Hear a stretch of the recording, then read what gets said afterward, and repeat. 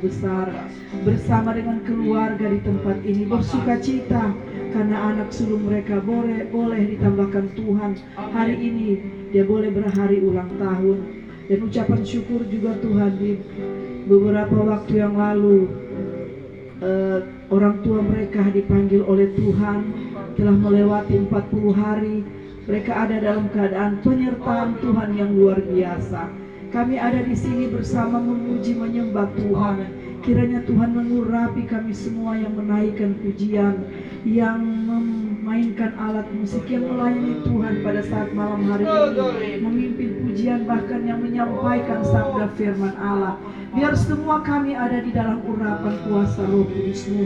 Kami percaya semua kami ada di dalam genggaman kasih Tuhan, sehingga tidak ada kuasa kegelapan yang menghalangi kami untuk beribadah kepada Tuhan. Kami akan memuji membesarkan nama Tuhan, membuka ibadah kami pada malam hari ini, dan kami alaskan hanya di dalam nama Tuhan Yesus Kristus. Haleluya, amin. Amin. Haleluya. Ibadah kita sudah dibuka dalam doa. Saatnya kita hari memuji besarkan nama Tuhan. Mari sama-sama kita beri, kita katakan, hari ini ku rasa bahagia. Amin.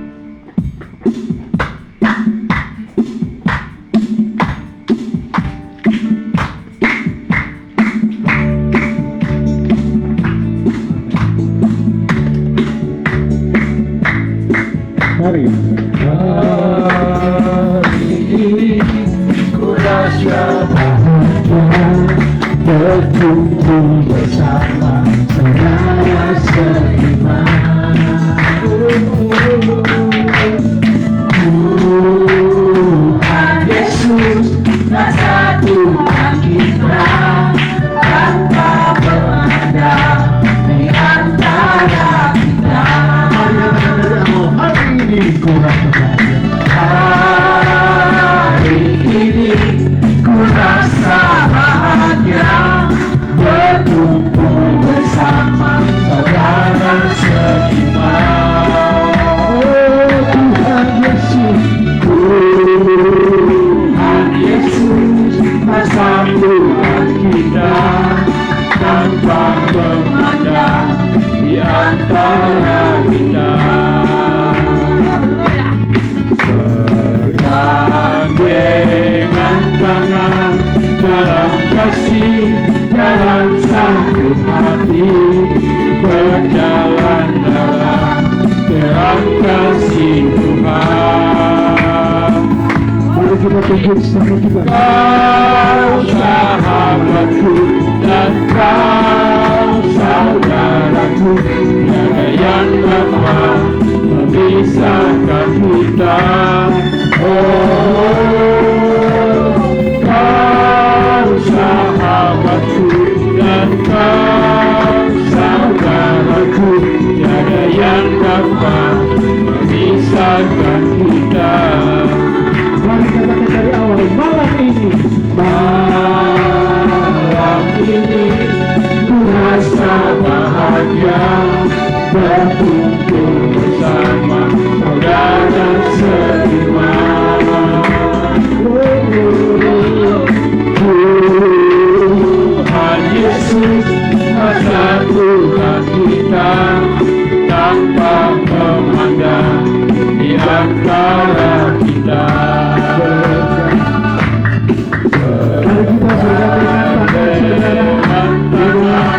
Dalam kasih, dalam satu hati, berjalan dalam terang kasih Tuhan.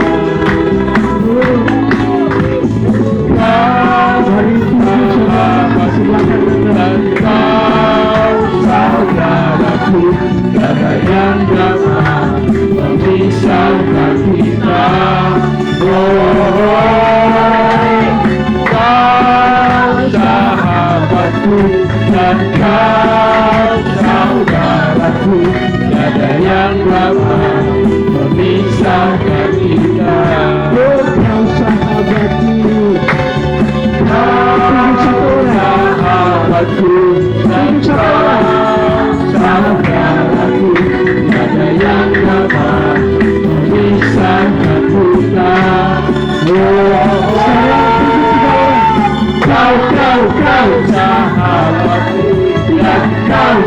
kau saudaraku, tiada yang dapat memisahkan kita. Sekarang untuk 5 orang.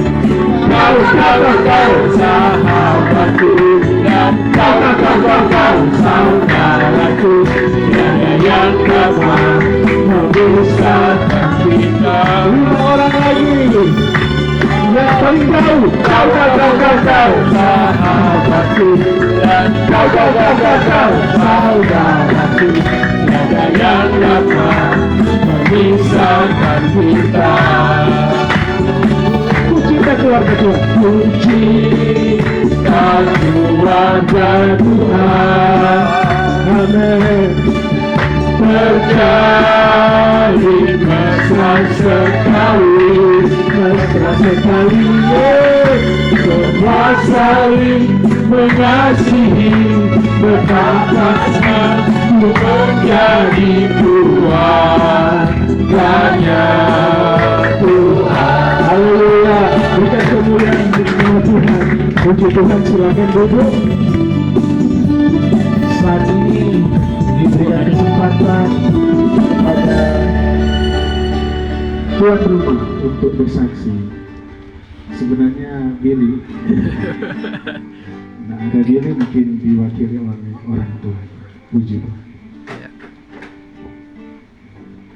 Puji Tuhan, terima kasih banyak buat kesempatan ini. Sebenarnya bukan kita yang bersaksi, tapi sebenarnya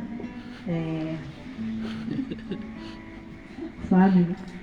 Tetapi karena ada sesuatu yang terjadi tadi, maka kita bilang berarti kita yang mesti bersaksi ini. Tadi Bapak Ibu Saudara, waktu pulang dari belanja dari pasar jam berapa itu? Jam 12 lewat. Ya, semua jam-jam sekitar begitu siang. Kami karena pintu ini tutup, saya ikut di sini. Cepat-cepat di sini. Wah, waktu sampai di situ kita terpalisi karena licin sekali. Tuh, kita kan nggak taruh karpet di situ, jadi itu karpet ikan banyak hujan, jadi dia sudah lumut. Pernah dia licin sekali, kalau lumut dia sudah bersih. Tadi belum sempat bersih kita ingat saudara, waktu beberapa hari lalu mama saya ada jatuh. Saya ingat ini kalau mama ke Kosi, kalau mau tinggal di sini, kalau dia tak polisi, karena kita ambil tak polisi tuh di situ, kita sempat pikir begitu. Kok akhirnya yang jatuh kita. Rasanya bagaimana ya waktu tadi. Saya pikir-pikir sudah mau tabang, memang ini tulang ekor ini memang ada tabang bye-bye. Tapi saya berpikir soalnya nak mau jadi ini semua bawa ke rumah sakit ini, karena memang sakit sekali, rasanya mau pingsan waktu itu.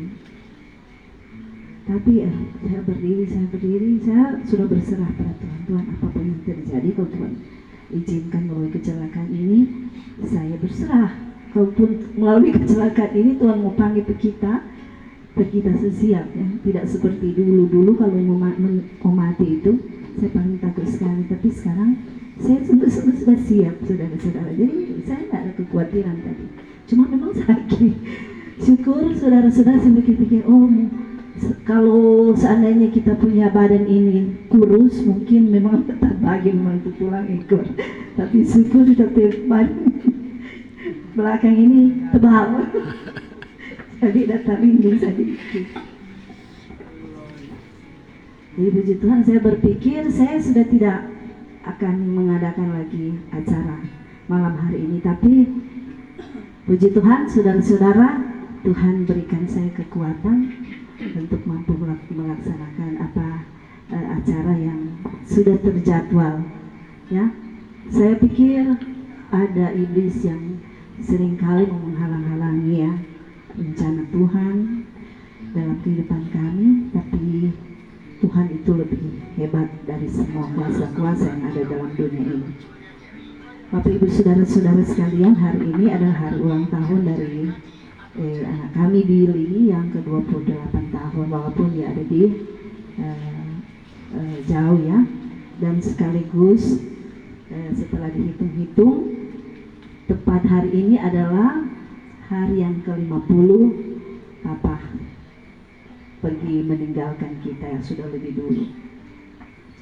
Dan yang saya mau saksikan Bapak Ibu Saudara, berhubungan yang pertama dulu saya mau saksikan bahwa semua yang terjadi ini semua dalam rencana Tuhan.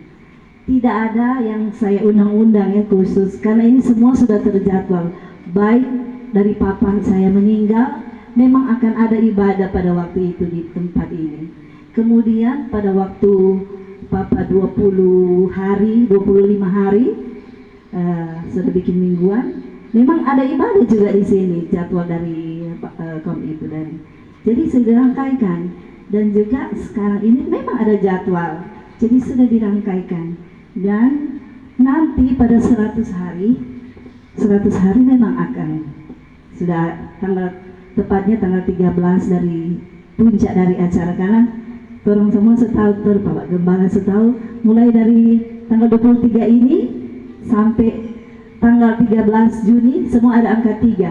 Mulai tanggal 23 April, kemudian tanggal 31 Mei Bapak Mekri, kemudian tanggal 3 saya, dan kemudian tanggal 13 Juni Steve. Dan sebenarnya ada saudara-saudara saya ingin datang ke sini, dorang ingin merayakan 40 hari dari Papa, dorang bikin juga pangana begitu. Tapi kita bilang ya ada bikin di Beret biar cukup. Nah, nanti juga ada waktu dan Tuhan, kita bilang begitu, nggak mau paksa. Dorang support pada kalau kita bilang, karena dorang ingin support itu acara itu, kita bilang oh tunggu nanti pas puncaknya tanggal 13 Juni itu adalah hari terakhir di rangkaian acara-acara ulang tahun kami. Dan setelah saya hitung-hitung, tanggal 13 itu memang pas Papa punya 100 hari. Jadi nanti kalau Tuhan berkenan nanti akan ada acara lagi di tempat ini. Jadi saya bersyukur Bapak Ibu Saudara, saya jatuh tadi tidak apa-apa. Sudah 3 kali Bapak Ibu Saudara saya sudah mengalami hal seperti ini. Saya akan cerita ya. Yang pertama waktu saya masih SD, sekitar SD kelas 2, saya pergi ke tempat teman saya di sebelah rumahnya tinggi Bapak Ibu, kira-kira setinggi begini, di belakang di bawahnya batu-batu. Kemudian kami akan melompat cuman setengah dari ini ya anak-anak. Kami akan melompat di dataran yang lebih dekat, ada tempat melompat baru turun ke bawah. Tetapi Bapak Ibu Saudara, saya pikir semua sudah melompat ke situ, dan ada jurang di sini penuh dengan batu-batu. Setelah akhir kita dan saya lompat, seharusnya saya lompat sejajar begini, tapi entah kenapa saya melayang, jatuhnya ke bawah. Aduh, dan tabagi lagi ini tulang bagian tanda sama saudara, tabagi dan hampir nggak bernafas lagi. Dan waktu itu saya pikir, gimana waktu itu saya masih anak-anak, jadi puji Tuhan saya selamat lagi, tidak ada apa-apa. Mungkin kalau bukan kemurahan Tuhan, mungkin saya sudah geger kena di kan ada berefek dia tuh, kalau kena tulang ekor akan berefek di orang, bisa jadi apa-apa gitu. Tapi puji Tuhan tidak. Dan kemudian peristiwa kedua ketika saya SMA dan saya naik mobil dari Bapak Pendeta Sompi yang di Koka. Waktu itu saya mau ke sekolah, biasanya dia jemput, saya tunggu di jalan, kami berteman dengannya anak-anak, dan ada yang anak gembala yang di lapangan dijemput, saya tunggu di halte tram di Paniki. Kemudian waktu saya mau tiba di depan sekolah saya pikir sudah sampai, ternyata saya menghayal, ternyata mobilnya belum sampai, dan saya sudah bilang sama teman-teman, turun duluan ya, iyo. Terus saya turun begini sampai di tanah. Kenapa kita pusing? Dorang lekok bawa iyo tuh. Akhirnya kita buka belakang gitu, banyak auto. banyak auto di belakang. Ternyata mungkin kita menghayal, kita pikir boleh turun, ternyata tuh auto masih di tengah, dia baru mau ancang-ancang mau pinggir, kita suruh turun. Dan kita tahu rubuh begini, akhirnya kita rubuh dan kita malu, Bapak Ibu Saudara. Saya sadar sudah jatuh, langsung saya berdiri, saya lari bersembunyi. Dan Bapak Ibu tahu, waktu saya ingat, kenapa ya waktu saya rubuh begini tidak kena kepala, seperti ada yang menahan belakang saya rubuh pelan-pelan. Dan saya waktu itu langsung saya bersembunyi dan masuk di sekolah. Dan nanti dapat berita, Bapak Pendeta Sompi kabarkan di Oma Opa bahwa minta ada celaka tadi, tapi saya sempat ketemu dan bilang, iya Oma, kita ada jatuh tadi, tapi tidak apa-apa, Tuhan ada topang kita dari belakang, seperti itu. Dan puji Tuhan, dan tadi itu tiga kali jatuh seperti itu. Dan saya bersyukur kalau malam hari ini, kalau saya masih ada, sebagaimana saya ada, itu semua karena anugerah Tuhan yang luar biasa. Tuhan masih berikan kesempatan untuk berkumpul bersama-sama dengan Bapak Ibu saudara-saudara yang kekasih yang ada di tempat ini. Dan saya bersyukur juga ada Bapak Ibu Limporo yang boleh tadi saya undang di tempat ke rumah, dan saya undang kita boleh bersama-sama, dan Bapak Gembala yang dari Salatiga boleh ada. Saya percaya ini semua bukan kebetulan, tapi Tuhan memberikan waktu yang indah buat kita berkumpul lagi bersama-sama. Puji Tuhan Bapak Ibu Saudara, Bapak saya sudah beristirahat. Ya, saya mau tambah lagi ya, waktu itu Bapak saya sudah sering-sering bilang, semua pulang, dia kata suka semua pulang, bila Tuhan mau panggil. Dan pada waktu itu saya bilang, itu tanggal sebelum dia mati, tanggal 2, dia sudah bilang-bilang, lama lagi Tuhan mau panggil, tapi pakai bahasa daerah. Terus akhirnya, karena memang sudah sekian lama dia bilang-bilang seperti itu, dan kita sama adik saya ini bilang, Bapak semua suka pulang kok. Dan selama itu kan orang bilang, Bapak kuat, Bapak tetap kuat deh, orang jadi buat, karena orang juga belum rela Bapak pergi. Jadi orang jaga kasih kuat kesampai dia, Bapak pasti sembuh, Tuhan pasti adakan mujizat seperti itu. Tapi kasihan Bapak so siksa toh, sebagai anak, dan sebagai anak orang masih ingin lihat Bapak ada bersama-sama dengan orang. Tetapi karena melihat Bapak sudah bilang pulang, lama kalau Tuhan mau panggil kita suruh begitu.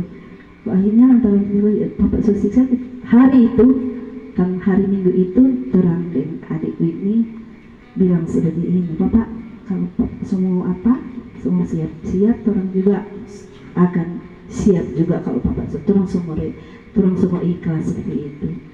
Akhirnya ya berdoa, Tuhan kami sudah siap, kalaupun Tuhan panggil Papa, kapanpun Tuhan mau panggil, kami sudah siap. Pada waktu itu saya bilang, Bapak jangan bilang-bilang begitu, sabar saja, tunggu waktunya Tuhan. Waktu Tuhan itu pasti terbaik, jangan Bapak paksa. Kalau masuk berdoa, akhirnya Bapak bilang, puji Tuhan, haleluya, seperti itu. Besoknya Bapak Ibu Saudara, Papa dipanggil pulang oleh Tuhan dalam keadaan yang sungguh luar biasa. Jadi ketika saya melihat Papa saya dipanggil pulang, saya tidak melihat Papa. Waktu itu saya pikir Papa akan siksa waktu dia mau tarik-tarik nafas.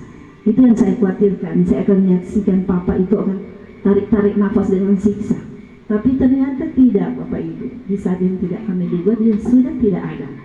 Jadi sementara ada obat cerita, kita selesai mandi, kita selesai botak setengah. Jadi selesai botak setengah, secukur sama DP kumis, sama sebersih, mandi. Kemudian dia pergi sementara saya telepon, dia pergi waktu itu. Adik saya berteriak, ini adik saya ini hampir nak Riki Pak, karena orang pasti ada keluar. Dia kesini sebuah pulau Pak kita, dia sebuah pulau kuat-kuat, kayaknya kita setidur dari tamu mandi tak. Orang baru datang, Whitney dengan Steve hampir nak Riki. Jadi kurang terakhir itu tiba-tiba Whitney panggil, papa, dia tuh papa. Waktu kita lihat begini memang papa Permata sudah sebut. Oh, Whitney bilang, ini waktunya Tuhan. Akhirnya kita panggil, kita peluk papa, dia pakai kaki langsung bunyi. Karena biasanya orang kasih turun dulu, dia pakai kaki baru orang sebadiri. Ini lantaran panik dia seperti itu, terang angka begini, ini pakai kaki kan cukup bengkok kayak gini. Bunyinya patah. Adik Whitney berteriak. Tapi di situ saya punya ada pengertian bahwa ketika Tuhan ambil tuh nafas hidup, dia sudah tidak rasa lagi itu penderitaan di dunia ini. Biar di kaki patah. Biasanya kalau cuma ngomong sontong saja dia berteriak, tapi karena dia sudah meninggalkan di tubuh, Tuhan sepanggil apapun dia dong mau potong-potong semua apa sih dia nggak bisa rasa tersiksa. Jadi saya bersyukur Tuhan itu begitu baik. Papa pulang dalam waktu yang tepat dengan kesan yang sangat indah, dan malam hari ini Tuhan masih berikan kami sukacita, dan saya percaya sukacita itu akan terus menerus akan mewarnai hari-hari hidup kami. Terima kasih, ini menjadi kesaksian saya dan saya serahkan kembali kepada pemimpin puji-pujian.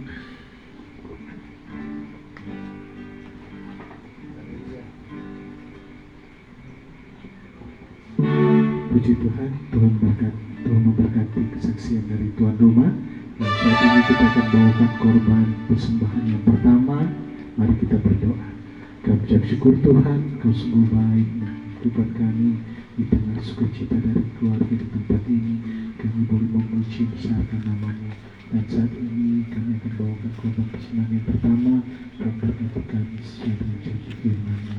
Dalam nama Yesus, haleluya, amin.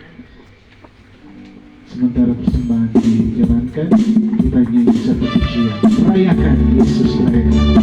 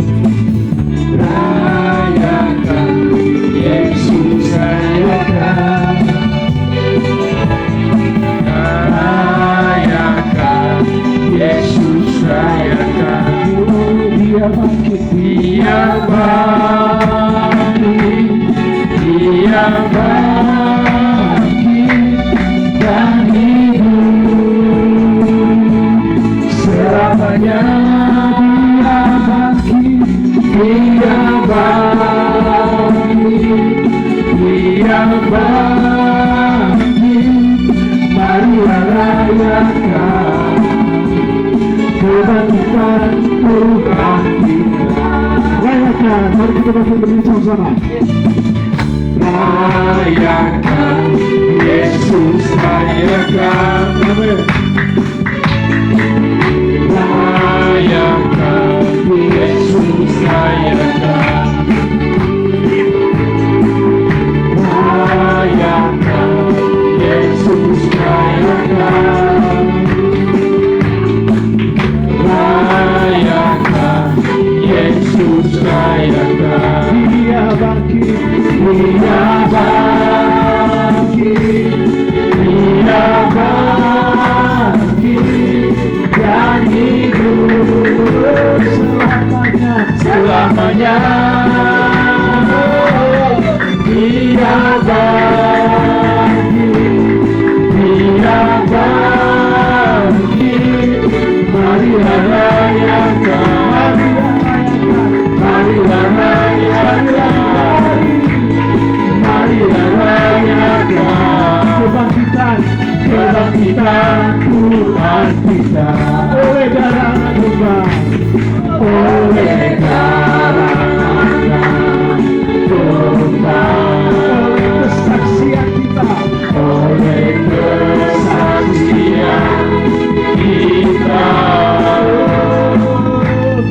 Iblis dan rasanya dihancurkan oleh darah Anak.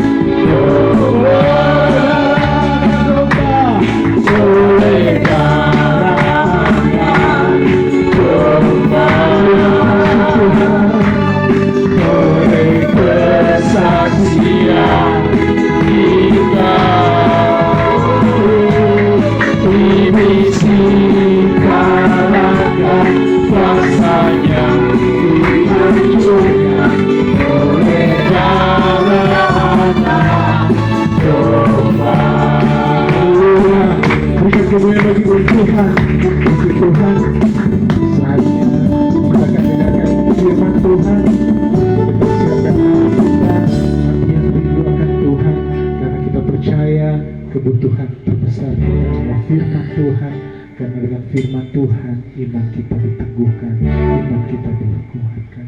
Mari sama-sama Bapak Ibu kita nyanyi satu pujian, Bapa Engkau baik.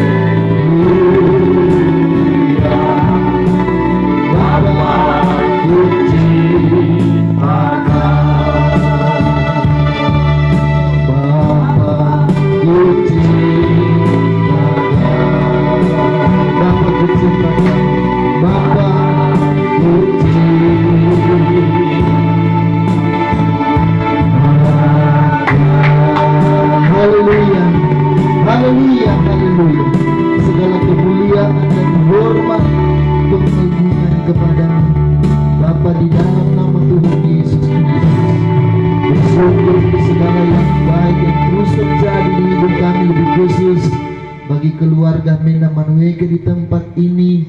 Mereka ada dalam segala rencana Tuhan yang indah, dalam kehendak Tuhan yang menyatakan kebaikan. Sebab itu di tempat ini kami naikkan syukur, sembah, hormat, berterima kasih kepada Tuhan untuk segala yang baik dari Tuhan menjadi bagian keluarga Mena Manueke. Anak mereka sudah Tuhan tambahkan setahun, Billy yang ada di Sulawesi Tengah. Terpujilah Tuhan kekal selama-lamanya. Bagian dari kami bersyukur, kami pun rindu kebenaran firman Tuhan ditabur di tanah hati yang baik dalam kehidupan kami. Kami percaya bahwa firman adalah Allah sendiri yang menyatakan kasih dan kuasa yang sempurna dan kekal di semua hidup yang terbuka hati untuk kebenaran firman. Kami yakin kebenaran itu membahagiakan, memerdekakan, memulihkan, menyembuhkan, membawa kami kepada kehidupan yang berkenan di hadapan Tuhan. Kami buka hati untuk kebenaran firman Tuhan, dalam nama Yesus Tuhan Juru Selamat. Haleluya. Amin. Salam sejahtera dalam kasih Tuhan Yesus Kristus. Malam hari ini bersama-sama kita akan membaca di dalam 1 Korintus pasalnya yang ke-15 dalam rangka syukur 50 hari orang tua dari keluarga Menemanuike di tempat ini, dan juga untuk ucapan syukur yang ke-28 dari anak sulung mereka Billy Hamenda. Mari kita membaca di dalam 1 Korintus pasalnya yang ke-15 ayatnya yang ke-57 sampai ayat 58. Ya, mari berdiri kita baca 2 ayat di dalam kisah 1 Korintus pasalnya yang ke-15 ini. Lembaga Alkitab Indonesia memberikan judul Kebangkitan Kita. Ya. Kebangkitan kita. Pasal 15 ayat 1 sampai 11, kebangkitan Kristus. Mari kita baca ayatnya yang ke-57 dan 58. Saya pandu 2, 3. Tetapi syukur kepada Allah yang telah memberikan kepada kita kemenangan oleh Yesus Kristus Tuhan kita. Karena itu, saudara-saudaraku yang kekasih, berdirilah teguh, jangan goyah, dan giatlah selalu dalam pekerjaan Tuhan, sebab kamu tahu bahwa dalam persekutuan dengan Tuhan jerih payahmu tidak sia-sia. Haleluya. Silakan duduk kembali. Syukur kepada Allah. Ya. Di kebangkitan kita, syukur kepada Allah. Ya. Di kebangkitan Kristus, berkat bagi kita. Nah, saudara-saudara, berkat ini bukan kekayaan, bukan kesehatan, bukan kedudukan tinggi, tapi berkat yang lebih nilainya daripada itu semua, yaitu berkat keselamatan yang kekal. Kalau saudara-saudara dan saya memperhatikan di dalam 1 Korintus pasalnya yang ke-15, di sana dituliskan mengenai kebangkitan Kristus dan kebangkitan kita. Ada lagi satu, kebangkitan tubuh. 3 kebangkitan di sini mengarah kepada janji yang pasti yang diberikan, yang tersedia di dalam Kristus Tuhan Juru Selamat. Kebangkitan Kristus itu berdampak kekal terhadap iman orang-orang yang percaya kepadanya sebagai Tuhan dan Juru Selamat, yaitu kita mendapatkan apa yang dialami oleh kemanusiaan Kristus setelah kematiannya. Pada hari yang ketiga ada kebangkitan dari kematian. So itu apa yang ada di otak dari perempuan-perempuan Maria Magdalena dan beberapa yang lain yang pagi-pagi benar di hari Yesus bangkit itu, mereka membawa rempah-rempah untuk ada maksud di otak mereka supaya dapat merempah-rempahi jasad dari Tuhan. Karena memang mereka belum sampai pada pemahaman dan pengertian yang benar mengenai iman kepada Kristus. Ya. Meskipun Yesus sudah berkata bahwa Dia akan bangkit pada hari yang ketiga dan mendahului mereka ke Galilea, tapi mereka tidak meresponi itu, menerima itu dengan iman yang benar, iman yang tepat. Ya. Mereka memiliki telinga yang mendengar, memiliki pikiran yang mengerti, tetapi mereka tidak mempercayai dengan hati. Sehingga waktu itu mereka pergi ke kubur dan mereka kaget, di kubur sudah tidak bangkai, tidak ada jasad dari Tuhan yang mati. Padahal mereka sudah menerima apa yang dikatakan oleh Tuhan mengenai Dia akan bangkit pada hari yang ketiga. Ya, seperti itulah, mereka belum sampai pada tingkat pengenalan akan Allah dengan benar, sehingga sikap dan perilaku mereka juga kadang bertentangan dengan kebenaran itu sendiri. Kristus bangkit, mereka datang ke kubur. Bukan mereka pergi ke Galilea dan tunggu Tuhan yang bangkit di sana, tapi mereka pergi ke kubur. Alhasil baik para perempuan, demikian Petrus mewakili para laki-laki, mendapati bahwa tidak ada jenazah Yesus di sana, tidak ada jasad Yesus di sana. Yang ada adalah malaikat yang memberitahukan tentang kebangkitan Tuhan. Malaikat yang memastikan bahwa dia tidak ada di sini. Kenapa kamu cari dia yang hidup ada di kubur? Dia yang hidup itu sudah keluar, sudah bangkit. Nah, kalau kita perhatikan baik-baik bahwa dari keselamatan yang di dalam Kristus itu tidak membatalkan kematian. Orang yang berdosa pasti mati, meskipun kita sudah minta ampun, tapi pasti mati. Mau mati tadi lupa. Tadi dulu dengan tulang ekor ada cilaka, atau orang mau mati jatuh dengan pesawat, orang tenggelam dengan kapal laut, orang mengalami kanker hati, kanker yang ada di ginjal, yang ada di paru-paru, kok mati. Yang jelas semua kematian itu karena dosa. Karena dosa maka tubuh yang lama ini aku harus mati ya. Dan Tuhan tidak membatalkan bahwa karena dosa manusia harus mati. Tapi meskipun manusia harus mati, Tuhan menjanjikan tentang apa yang sudah dia teladankan dari kemanusiaan Yesus yang mati itu ada kebangkitan.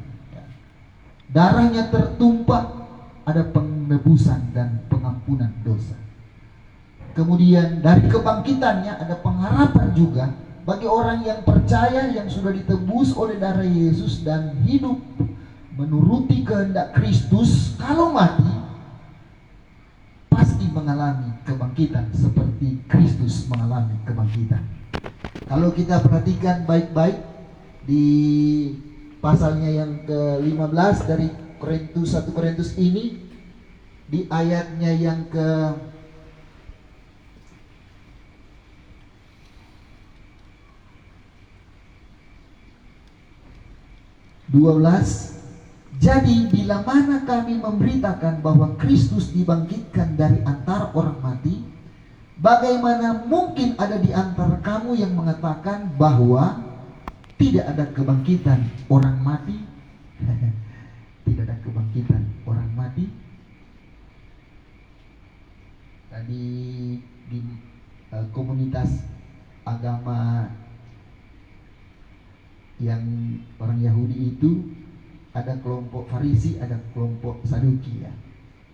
Farisi percaya kebangkitan, Yahudi Saduki tidak percaya kebangkitan. Nah, kekristenan dalam Kristus diajarkan mengenai hal ini, tentang kebangkitan orang-orang yang mati di dalam Kristus. Kalau tidak ada kebangkitan orang mati, maka Kristus juga tidak dibangkitkan. Itu di ayatnya yang ke-14. Karena kemanusiaan Kristuslah yang membuat dia dapat mati. Kealahan Kristus tak mungkin dapat mati. Kalau sudah lihat di YouTube ya, ini Alkitab diserang, gereja diserang dan hal itu. Kok kalau kata Yesus mati, siapa yang mencabut nyawa Yesus? Itu soal diserang, siapa yang mencabut nyawa Yesus ya? Kitab Matius, Markus, Lukas, Yohanes menulis bahwa tidak ada yang mencabut nyawa Yesus. Yang terjadi adalah Yesus menyerahkan nyawa. Ke dalam tanganmu kuserahkan nyawa. Bapa, ke dalam tangan kuserahkan nyawa. Tidak ada malaikat yang berani mencabut nyawa, karena tidak ada kekuatan, tidak ada otoritas malaikat dapat melakukan itu. Dan meskipun mereka sudah tombak, mereka sudah mahkota dengan duri, mereka sudah paku, mereka sudah pukul dengan cambuk Romawi berulang-ulang kali, darah begitu banyak tertumpah. Jikalau Tuhan tidak menyerahkan nyawanya, tidak ada kematian. Jikalau Yesus tidak menyerahkan nyawanya kepada Bapa seperti yang tulis jelas dalam Injil Matius, Markus, Lukas, dan Yohanes, Maka tidak ada yang mampu untuk melakukan itu, mencabut nyawa Yesus, kecuali Bapa yang menerima dari Yesus, yang menyerahkan nyawa. Baru ada kematian. Mengapa? Karena dalam kemanusiaan Kristus kita juga diberitahu oleh kitab, dia juga memiliki sifat yang alahi, yang ilahi, sebagai Tuhan, sebagai Allah. Seperti itu ya. Jadi bukan malaikat pencabut nyawa. Pada Paskah yang pertama, Paskah bangsa Yahudi, bangsa Israel itu, benar-benar yang bekerja di situ adalah malaikat maut yang berjalan melihat situasi dan kondisi. Kalau ada ditandai dengan darah dari binatang yang disembelih, maka malaikat maut melewati tempat itu, melewati rumah itu. Dan kalau didapati tidak ada tanda darah di dua tiang pintu dan ambang pintu, maka ya dia cabut nyawa-nyawa anak-anak sulung dari raja di Mesir sampai kepada seluruh masyarakat, keluarga-keluarga di Mesir. Hari itu malaikat maut melewati rumah-rumah yang ada tanda darah di tengah-tengah rumah orang-orang Israel. Dan pada waktu malaikat maut melihat tanda darah, dia melewati. Makanya Paskah artinya yang dilewati, yang dilewati.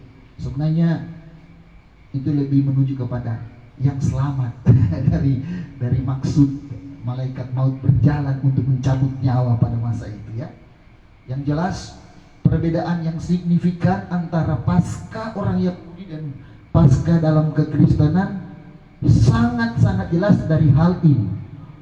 Israel dibebaskan dari perbudakan di Mesir di Paskah itu, tetapi umat manusia di seluruh dunia, bukan cuma bagi Israel. Kalau Israel mau, Israel juga masuk di dalam.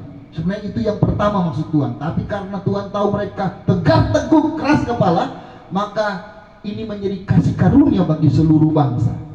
Kalau Israel dibebaskan dari perbudakan di Mesir, maka orang yang percaya kepada Kristus dibebaskan, diampuni dari dosa.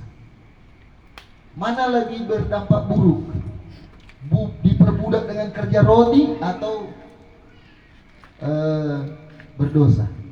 Alkitab menulis, kalau cuma diperbudak, maka dia akan mengalami sakit dan kelemahan, penderitaan. Tetapi kalau dosa, dia berakhir dengan penghukuman yang kekal di api yang menyala.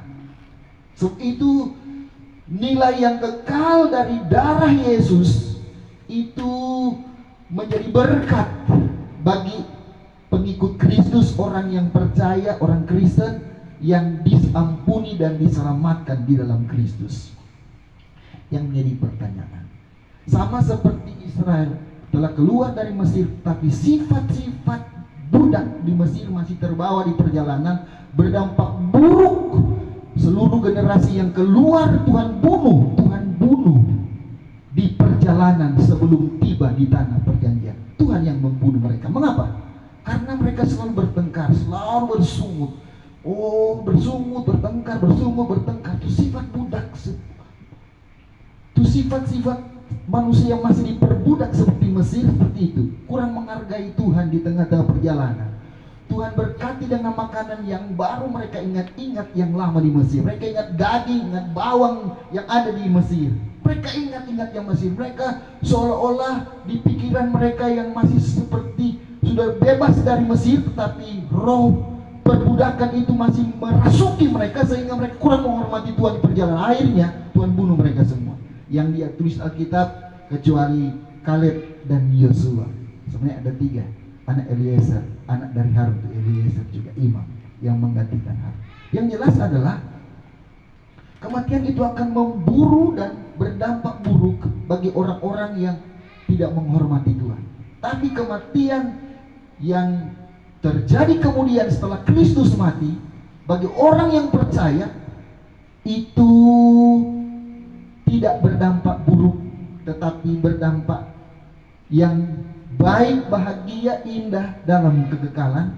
Kalau dia mati beriman kepada Kristus. Sebab itu Tadi Ibu Nita bilang kalau memang Tuhan semua ambil setelah jatuh ini, saya sudah siap. Memang tidak usah tunggu Tuhan, siap itu dari sekarang. Sebentar malam Tuhan memanggil namaku dan namamu, Tuhan semua siap. Bukan nanti ada cucu Tuhan baru Tuhan ambil, nanti jadi kaya dulu baru Tuhan ambil. Tidak, suka-suka Tuhan. Belum ada cucu, belum menjadi kaya, belum memiliki rumah, belum lunas tuh rumah, masih ada kredit tuh auto. Kalau Tuhan mau ambil silakan. Karena bukankah kita ditebus menjadikan kita milik Kristus yang seharusnya berserah dan taat kepada Yesus? Untuk apapun yang Tuhan pikirkan dan Tuhan rencanakan, Tuhan kehendaki, jadilah itu dalam hidup kita. Nah, saudara-saudara yang dikasihi Tuhan, setelah manusia diampuni oleh dosa, oleh darah Yesus dosa kita diampuni oleh darah Yesus dosa-dosa kita manusia. Bukankah saudara masih salah dengan kata-kata, masih salah dengan perasaan, masih salah dengan perbuatan kita, masih suka marah, masih suka, apalagi itu meraju itu tidak pandang muda, yang tua-tua sama, kalau mau meraju sama di anak-anak semua. Saudara yang kasih Tuhan, bukankah itu masih terbawa? Karena memang orang ada di tubuh ini, tubuh yang lemah, di dalam perasaan kita yang kalau sudah sampai saja diampuni, tidak diproses dalam pendewasaan, pembenaran dan pengudusan yang sesungguhnya. Maksud dari Tuhan mengampuni itu supaya kita kudus, tak bercacat, tak bercelah, menjadi sempurna seperti Kristus sempurna. Seperti manusia Yesus 100% tunduk dan taat pada Bapa di surga. Nah, di hidup saya ini bergumul. Paulus bilang, aku bergumul, aku berjuang supaya dapat menaklukkan dagingku, kehendakku sendiri, keinginan hatiku sendiri, dan aku tunduk pada kehendak Allah, pada kemauan Tuhan, pada tujuan Tuhan. Nah, kalau kita perhatikan di sini, di ayatnya yang dari 1 Korintus pasal 15, ayatnya yang ke 53, karena yang dapat binasa ini harus mengenakan yang tidak dapat binasa, dan yang dapat mati ini harus mengenakan yang tidak dapat mati. Dan sesudah yang dapat binasa ini mengenakan yang tidak dapat binasa, dan yang dapat mati ini mengenakan yang tidak dapat mati, maka akan genaplah firman Tuhan yang tertulis, maut telah ditelan dalam kemenangan. Maut telah ditelan dalam kemenangan. Kapan itu? Di kebangkitan orang percaya, seperti Kristus menang atas maut. Jadi torampe kemenangan yang sesungguhnya bukan sembuh dari sakit. Torampe kemenangan bukan jadi kaya dari miskin. Torampe kemenangan bukan karena ekor jadi kepala. Tidak. Kemenangan kita ada karena Kristus, ada di dalam Kristus, yang sudah datang, sudah mati, sudah bangkit, sudah naik ke surga dan akan datang kembali. Untuk apa? Untuk kebangkitan kita.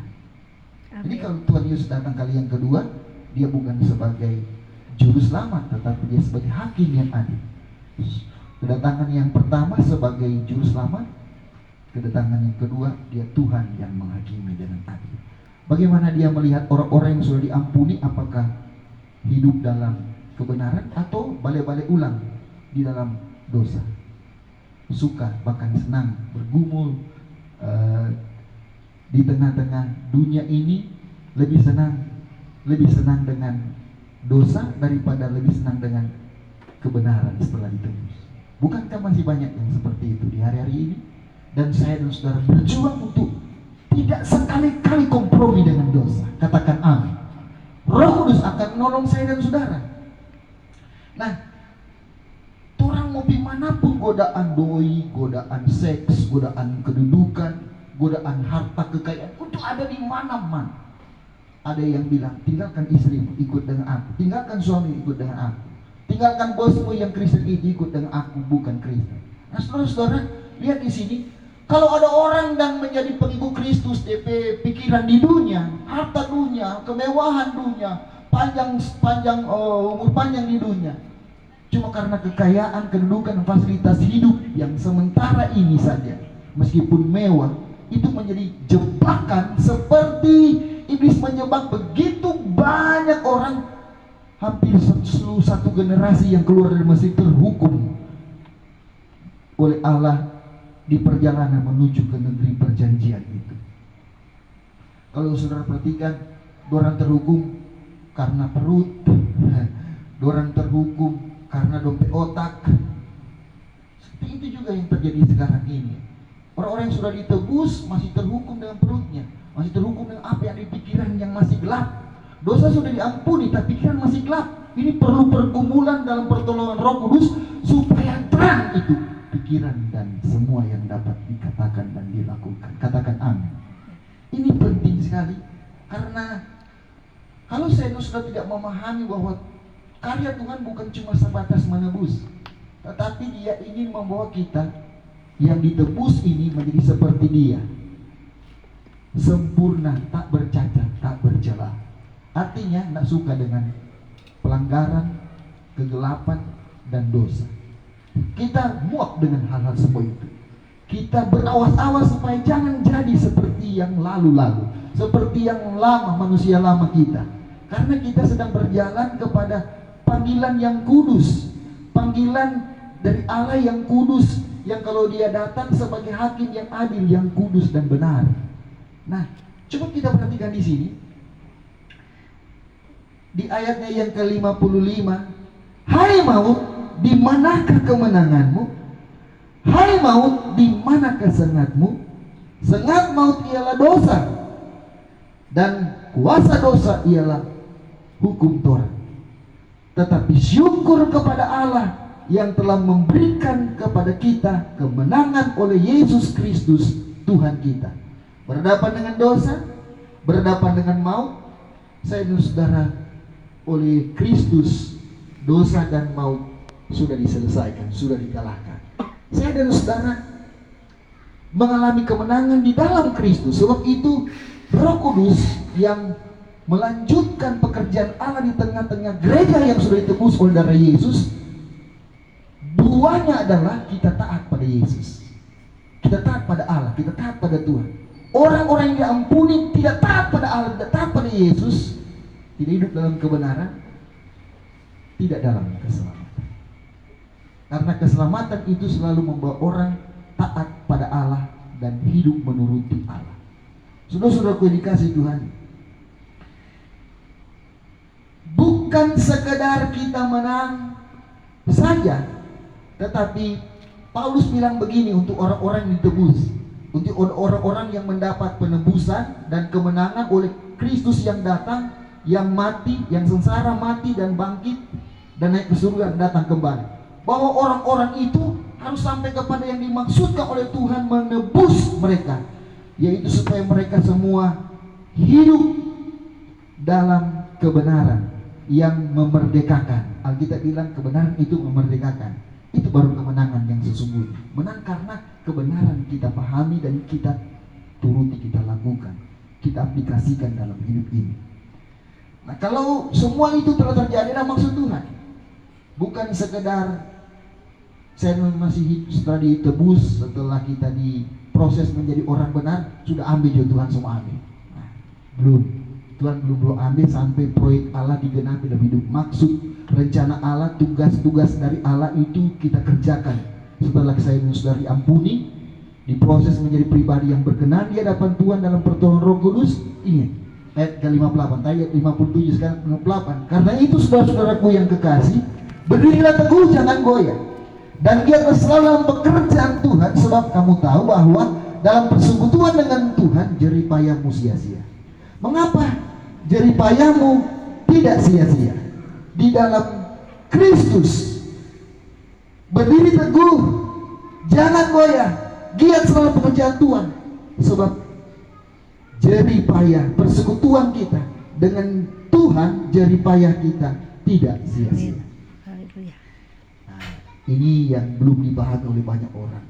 Saya perhatikan juga begitu banyak aliran-aliran gereja baru yang menyesatkan umat dari tujuan Tuhan itu sendiri.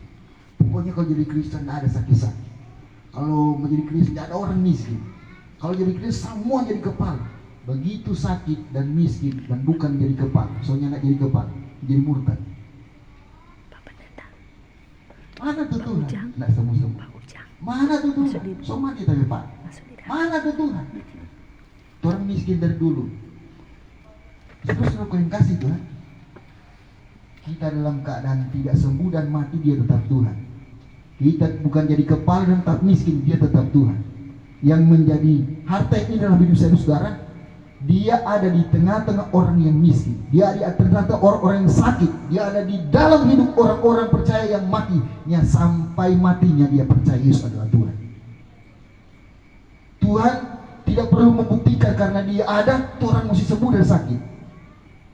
Karena dia ada, orang mesti oleh orang-orang yang kaya. Karena dia Tuhan, orang menjadi kepala dan bukan ekor. Saya perhatikan, di gereja pun kalau sudah tidak menjadi kepala, jadi oposisi. Di gereja pun itu. Di gereja pun itu. Siapa yang lapor ketua? Ketua sinode ini. Ya itulah orang-orang dalam yang kalah di proses pemilihan sinode. Mereka lapor itu. Mereka punya pasukan yang banyak. Jadi oposisi, meskipun dalam gereja. Kalau mereka tidak menjabat lagi, kalau mereka tidak terpilih lagi, mereka menjadi orang-orang yang seperti itu, yang dikuasai kegelapan. Saya mau berkata kepada saudara, Kristus itu benar dipersalahkan. Pontius Pilatus pun cuci tangan karena dia tahu tidak salah Yesus, tetapi dia tetap dipersalahkan. Apalagi yang benar-benar salah harus rela menanggung hukuman, karena itu proses daripada Tuhan. Katakan amin. Banyak orang kita dosa bertobat, pakai apa kita masih tak apa yang kita tabur dulu kita tuai sekarang. Ya itulah Tuhan tidak pernah hapus itu hukum tabur tuai, karena tabur yang jahat memang pasti tuai yang jahat. Anda dan saya seperti itu di hadapan Tuhan. Bagian dari Tuhan mendidik kita, kita harus tuai apa yang kita tabur, baik ataupun tak baik. Ada orang bilang, waktu kita belum percaya kepada Tuhan, tapi bisnis jalan bagus. Begitu kita percaya kepada Tuhan, kita bisnis jadi jatuh. Dengar dengan baik, waktu engkau belum percaya Tuhan, bisnismu bengkok-bengkok gelap-gelapan, maling buku orang lalu bilang. Jadi percaya Tuhan, Tuhan izinkan itu tak putar dan mendidik engkau jangan berharap pada harta dan kekayaan, kedudukan, berharap kepada Tuhan. So, semua yang sementara itu akan berakhir pada waktunya. Tapi yang kekal, iman pada Yesus tidak akan berakhir meskipun tubuh kita masuk ke kubur. Roh kita akan kembali kepada Bapa, jiwa kita akan kembali kepada Tuhan. Dan nanti pada waktu Tuhan Yesus datang kali yang kedua, ada kebangkitan orang-orang yang percaya kepada Tuhan. Tubuh kita yang terbatas karena dosa dan pelanggaran nenek moyang kita dan kita sendiri, ada sakit-sakit seperti tadi. Waktu ini kisah waktu Opa Kawati gembala di GPDI bahu sakitnya. Dia stroke lama sekali dia stroke. Bertahun-tahun kemudian ada orang yang datang, sama Tuhan muda datang. Enggak kecewa orang berdoa, orang sakit Tuhan yang nak tolong, yang nak sembuhkan. Tetapi saudara, dia bilang begini, ini jawaban orang tua yang menjadi tua rohani, menjadi dewasa rohani. Dia bilang begini, semakin Tuhan memanggil saya dalam keadaan ini, itu berarti Tuhan akan melihat hidupku lebih bersih. Wah, mantap kan? Jangan minta sembahyang supaya sembuh. Kamu tahu nggak sembahyang kok ada mujizat? Ya enggak, tapi cuma jawab begini. Semakin lama Tuhan mau panggil kita di kursi roda dalam keadaan stroke berat ini, berarti Tuhan akan menerima dia semakin bersih. Itu berarti selama di kursi roda membersihkan diri. Kalau siapa yang tahu di obat ini, gembala mengkau dia bilang begini. Berarti nama kawat besi. Kalau ada yang berani kawat masih berjalan. Semua kenal keras. Nggak ada orang-orang hamba Tuhan Pentekoste dulu kumpul-kumpul semua keras-keras. Play Pak Tiko Alu, waduh minta ampun. Keras semua. Kadang orang kejam, semua kejam. Kan orang juga mengalami itu bagaimana Tuhan lagi keras pada orang. Saudara-saudara perhatikan, rata-rata semua orang pemimpin seperti itu. Kalau keras, pemimpin keras juga. Mengapa? Yang kita tahu kita Tuhan. Yang lembut mengalami kelembutan dari Tuhan juga. So itu betapa indahnya hidup ini. Kalau kita jalani saja setelah kita ditebus, Tuhan akan proses kita. Bagaimana kita hidup sebelumnya, kita akan diproses Tuhan untuk menjadi pribadi-pribadi yang berkenan di hadapan Tuhan, supaya sebelum mati boleh dipakai dan dipergunakan oleh Tuhan.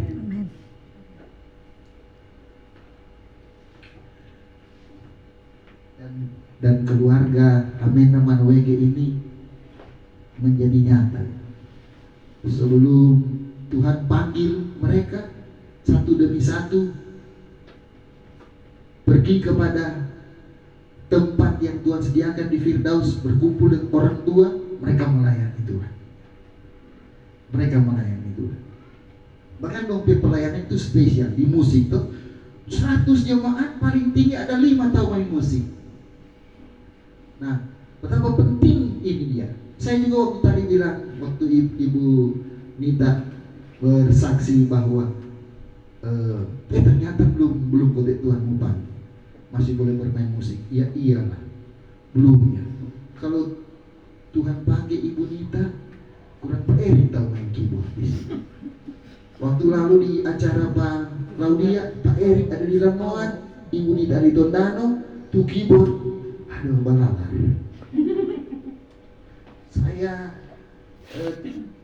Saya belum tahu kalau orang ada di Lamongan karena saya tidak dapat informasi. Biasanya ya kasih informasi itu, oh tidak datang Erik, Ibu Nita, datang Ibu Nita, Erik.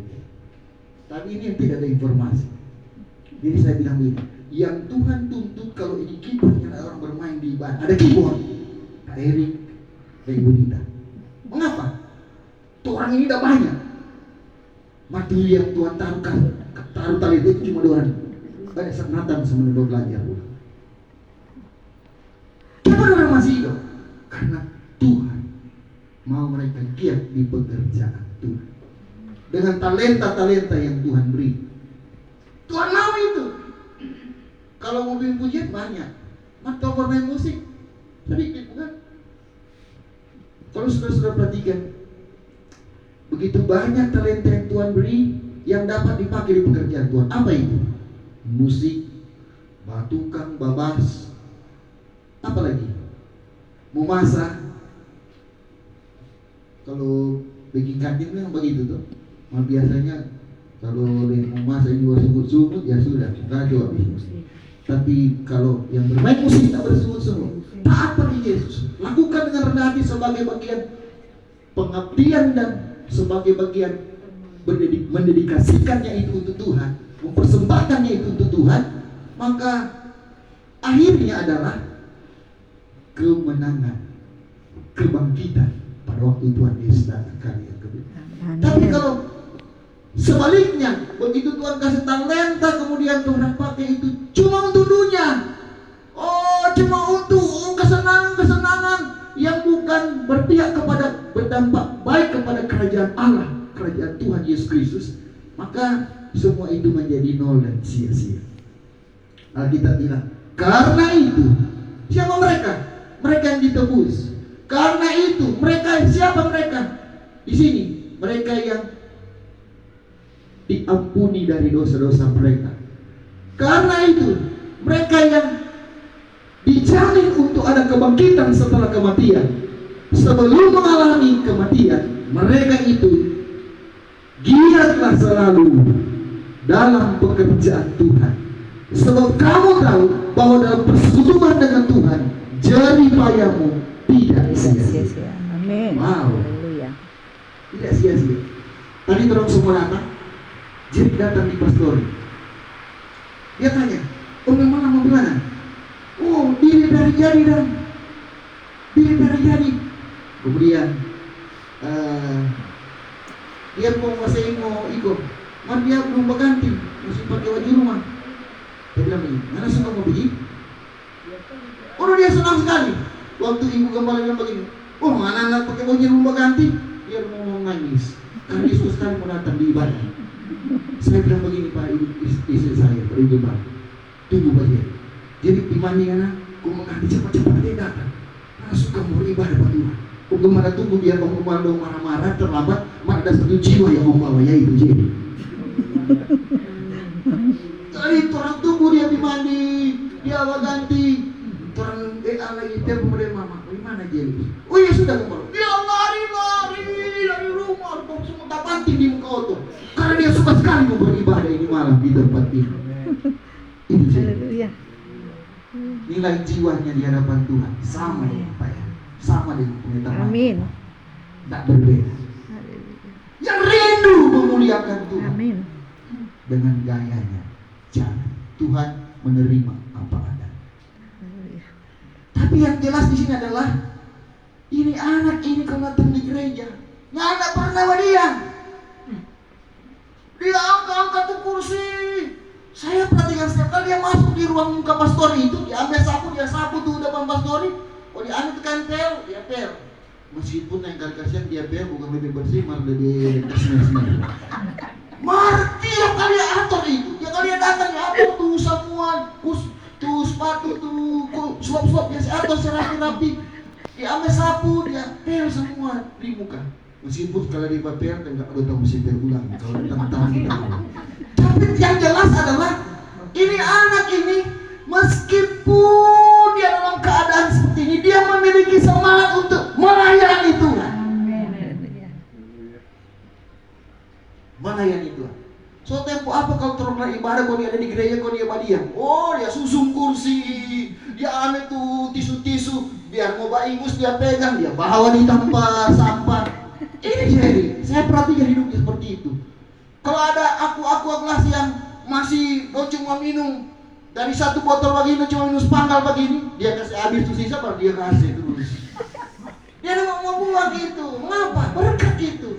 Ini batu gorpa orang yang suka ambil tuh aqua Tuhan nak kasih dia cuma minum sedikit, mana saya biar begitu sampai babi di situ. Betapa indahnya itu penghargaan kepada Tuhan. Ini anak ini luar biasa. So itu pada waktu tadi di ibu bilang sholat ini, jangan tunggu. Dia jiwa bernilai tinggi di hadapan Allah. Karena memang seperti itulah Tuhan memang. Kalau Tuhan ampuni, Tuhan proses jadi baik dan benar, Tuhan mau pakai orang hidup. Ada berguna bagi kepentingan Kristus di muka bumi ini sebelum Tuhan menghadap Kristus yang akan datang kembali. Bukan kami banyak orang. Tuhan ampuni, Tuhan proses jadi baik dan benar. Pakai fardunya semua. Dalam Tuhan Tuhan. Dan mati. Orang banyak sekali datang. Tidak dapat tanpa duduk karena begitu banyak orang datang. Tapi nilainya nol di hadapan Allah. Kenapa? Seluruh kemuliaan yang Tuhan kasih, semua yang Tuhan berikan untuk namanya dipuji, untuk teman-temannya disenangkan, bukan untuk Kristus dan kerajaan Allah di muka bumi. Berapa penting untuk saya dan saudara-saudari. Karena Tuhan ini semua ada sakit semua. Pak Erik hampir mati di tahun lalu. Bisa makan. Begitu tuh Pak Erik. Nggak bisa istirahat. Ini satu malam mata tetap tak buka. Penyakit apa yang tahu? Cuma Tuhan tuh tahu. Tapi Pak dokter, bukan bebek baik, malah hebat. Perasaan tak bisa tidur itu. Tapi Tuhan tahu batas Pak Erik. Di saat Pak Erik berserah kepada Tuhan, Ibu Tifa berserah kepada Tuhan, kehendak Tuhan mengatasi maksud setan supaya menghalangi mereka untuk terus hidup bagi Tuhan, terus hidup buat Tuhan. Dan hari ini bimbing pujian. Haleluya. Bukan kebetulan, tapi semua karena ada rencana Tuhan. Orang semua ini masih hidup bukan sekedar untuk ditebus oleh darah Yesus dari dosa-dosa pelanggaran. Tidak, tapi boleh bekerja bagi Kristus. Nah, indahnya kita sebelum orang menutup mata, orang tahu ini 3 maksud Tuhan Yang pertama, menebus dari pelanggaran dosa, memperbaiki karakter kelakuan menjadi seperti Kristus, dan bekerja bagi kemuliaan Kristus di muka bumi untuk kerajaan Kristus. Kalau orang semua pulang, oh itu indah sekali. Karena kalau Tuhan datang kali yang kedua, dia bawa pahala, dia bawa upah dari Dia Allah yang kudus dan adil. Apa yang Tuhan sudah kerjakan bagi Tuhan selama Tuhan hidup di tengah keluarga yang pertama, gereja yang kedua, dan bangsa negara kita, daerah kita, tempat ini. Yang jelas adalah sebelum saya dan saudara menutup mata seperti 50 hari yang lalu, ada yang menutup mata di tempat ini. Sebelum kita menutup mata, saya dan saudara benar-benar sudah memanfaatkan hidup yang ditebus oleh darah Yesus dari dosa kita. Sebelum kita mengembuskan nafas yang terakhir, yang kedua, kita telah diperbaiki dari karakter duniawi manusiawi kita yang berdosa, memiliki karakter Kristus yang tunduk dan taat pada Bapa di surga. Dan yang ketiga, sebelum pulang kepada Bapa di surga, kita yang sudah ditebus, diampuni, dipulihkan, dibenarkan, diberkati, diberikan banyak talenta, karunia, pakai semuanya itu bagi kepentingan Kristus dan kerajaan Kristus di tengah keluarga kita yang pertama, baru gerejanya dan masyarakat. Tuhan kiranya memberkati. Hari ini juga Billy 28 tahun. Wow, banyak hal yang terjadi pada pemuda ini ya. Pencobaan-pencobaan, kita bilang pencobaan-pencobaan yang ringan, yang biasa, tidak dapat dibandingkan dengan kemuliaan yang Tuhan sediakan berikan nanti bagi orang-orang yang percaya kepada Tuhan. Banyak cobaan yang dialami, tuduhan dan fitnahan. Dan kalau Tuhan sudah waktunya untuk mengangkat orang-orang yang terinjak-injak, maka tidak ada kaki yang cukup kuat menahan tangan Tuhan mengangkat orang-orang yang terinjak. Katakan amin.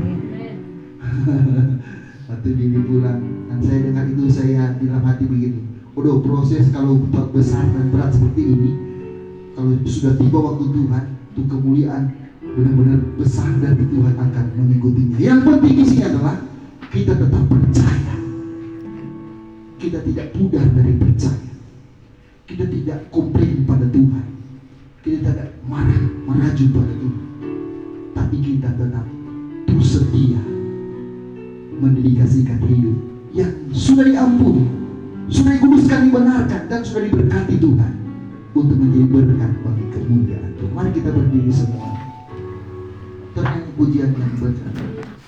Kalau ku hidup bagi. Kita akan berdoa untuk diri ada jauh di sana, untuk syukurnya yang ke-28. Kalau ku hidup bagi. Glory, haleluya.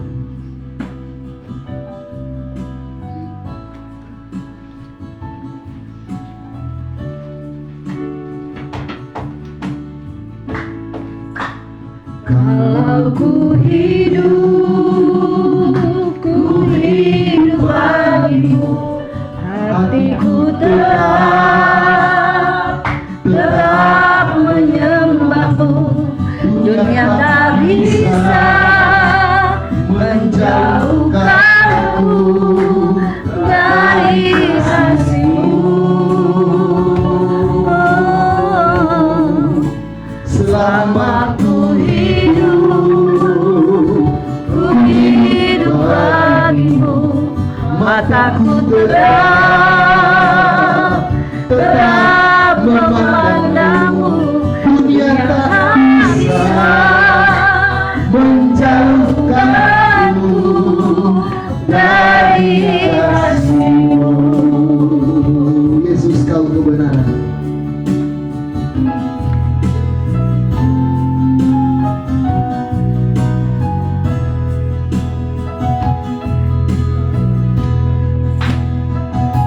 Yesus, kau kebenaran Yang menyelamatkanku, Kau memberikanku hidup dan berharap.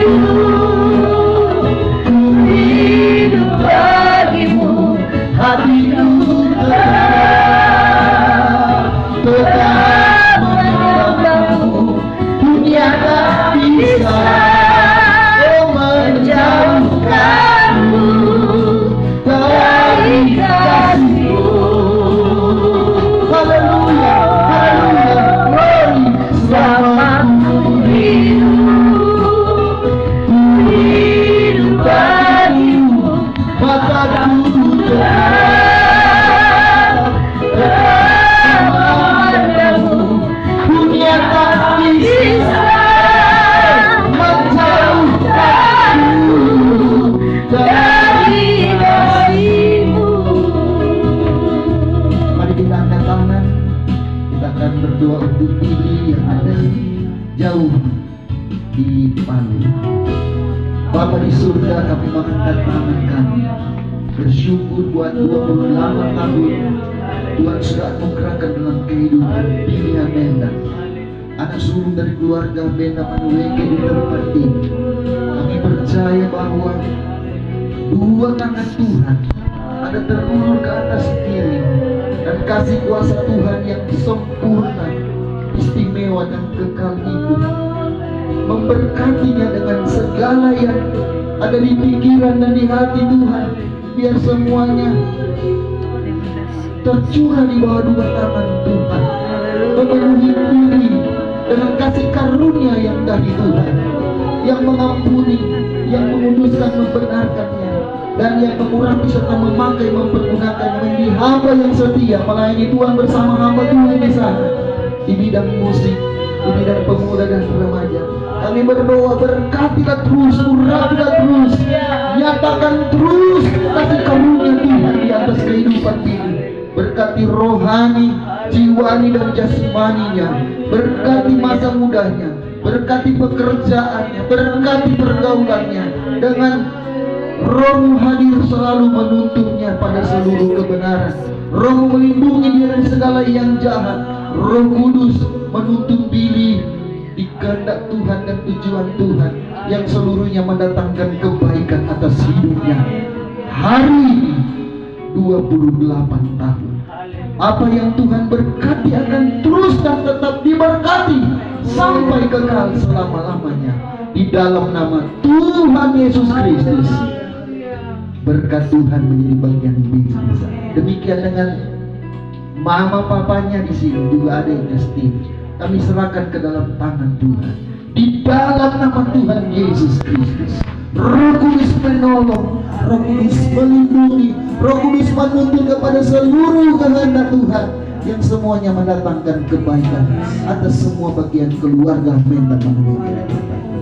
Dari peristiwa berpisah dari yang mereka kasihi, apa yang mereka cintai, semua anak-anak dari keluarga besar yang berduka ini, Tuhan, Engkau yang menghibur, Engkau yang memberkati, Engkau yang melindungi semuanya. Dalam nama Tuhan Yesus, tidak satu pun di antara mereka menjadi lemah, kecewa, tapi semua akan kuat dan memuliakan Tuhan, kuat dan melayani Tuhan, melayani sesama. Terima kasih Tuhan. Kami percaya apa yang Tuhan berkati akan tetap diberkati sekarang dan sampai selama-lamanya.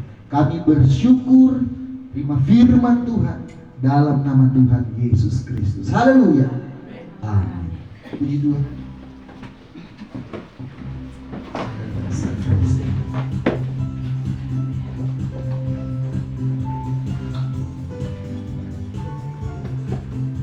Puji Tuhan, kita akan memberikan persembahan yang kedua, yang berkesudahan, kasih setia Tuhan.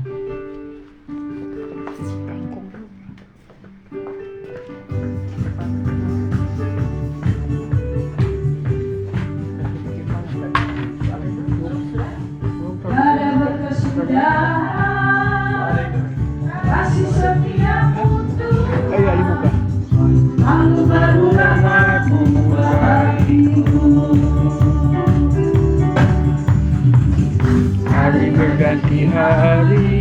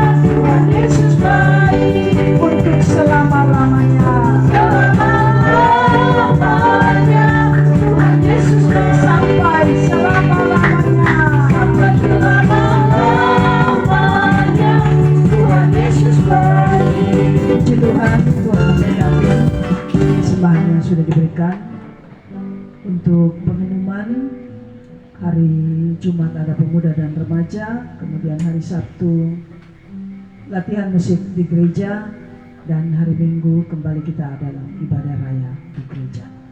Puji Tuhan, terima kasih keluarga Hamenda Manueke yang sudah membuka tempat untuk kita beribadah bersama. Tuhan memberkati. Dan juga kita semua yang sudah hadir malam ini beribadah bersama. Terima kasih yang sudah melayani pekerjaan Tuhan juga. Tuhan memberkati kita semua. Puji Tuhan. Terima kasih juga untuk Bapak Limporo dan Ibu yang sudah beribadah bersama. Tuhan memberkati. Puji Tuhan, kita akan akhiri ibadah kita saat ini. Mari kita bangkit berdiri semua. Sepanjang hidupku.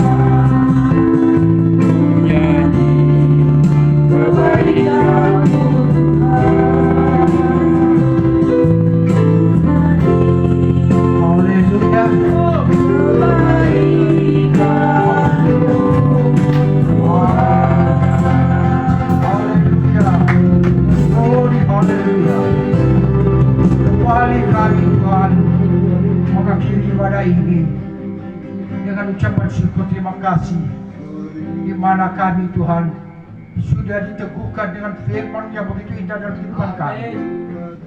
Dalam Tuhan kehidupan kami yang penuh dengan segala Tuhan masalah problema hidup kami merasakan ada kebangkitan Tuhan Yesus dalam kehidupan kami.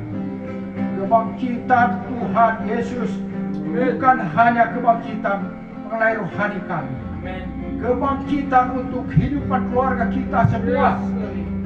Keluarga Tuhan, dalam Tuhan permasalahan kita sudah dibangkitkan melalui kematian Tuhan Yesus. Ya.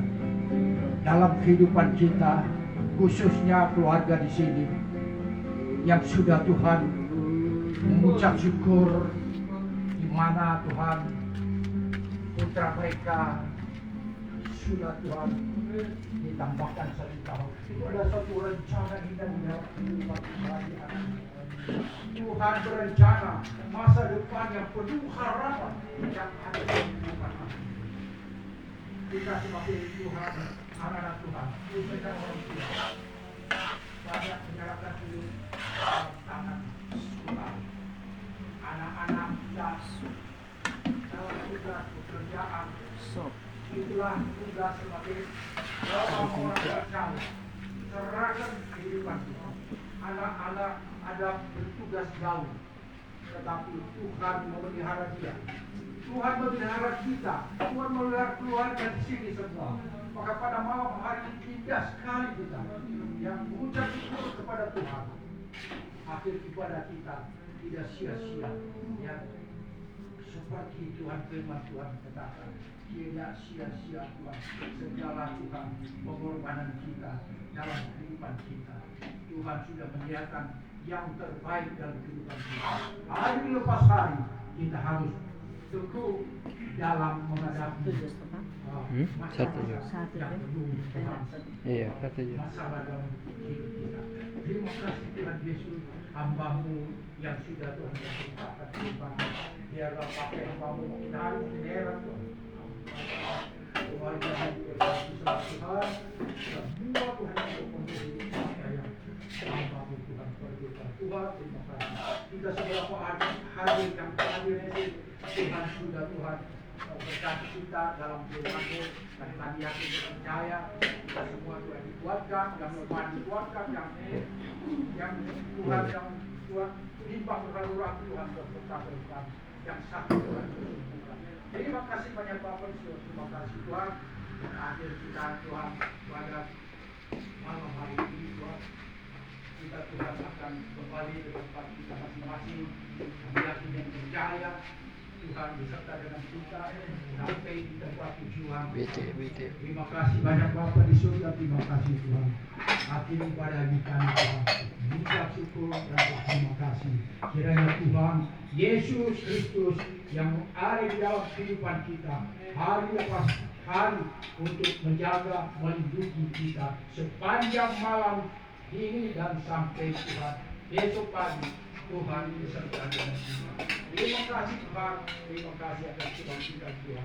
Dan Tuhan hari kita bersyukur. Tuhan dari sini Tuhan ada Tuhan koordinasi Tuhan Bapaknya yang sudah Tuhan ambil rencana Tuhan dan Tuhan menghiburkan yang kita sudah yang Tuhan kita sudah keluarga sudah dihiburkan Tuhan malam hari ini. Terima kasih banyak Bapak, terima kasih Tuhan. Ampunilah segala dosa kesalahan kami, jangan kami serahkan segala kami. Tuhan Yesus, kami Tuhan akhiri ibadah pada malam hari Tuhan di dalam nama Bapa, Putra dan Roh Kudus, yaitu di dalam nama Tuhan Yesus Kristus. Kami berdoa dan mengucap syukur. Haleluya. Amin. Amin.